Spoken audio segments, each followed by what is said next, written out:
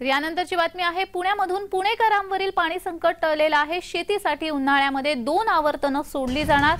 पहिलं आवर्तन 3 मार्च पासून सुरू होणार।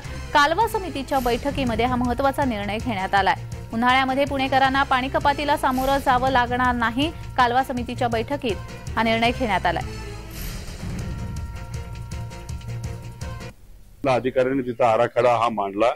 तिथं सर्व आमदार होते, नेते होते, दादा पालकमंत्री आणि या जो प्रकल्प आहेत पुणे जिल्ह्यातले त्याचे ते अध्यक्ष आहेत, त्यांच्या मार्गदर्शनाखाली ठरलेलं आहे 1 मार्चला आवर्तन सोडायचं।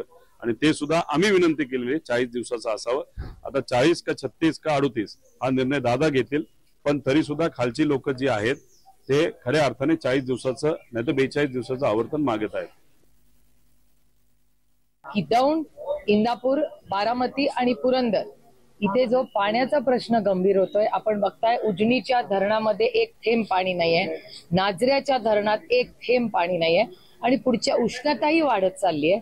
त्याच्यामुळे या सगळ्या गोष्टींचा गांभीर्याने विचार महाराष्ट्र सरकारने करावा आणि पिण्याचं पाणी, शेतीचं पाणी, गुरांचं पाणी आणि छावण्या या सगळ्याचा विचार अतिशय गांभीर्याने करावा, एवढीच विनंती करायला मी आले होते।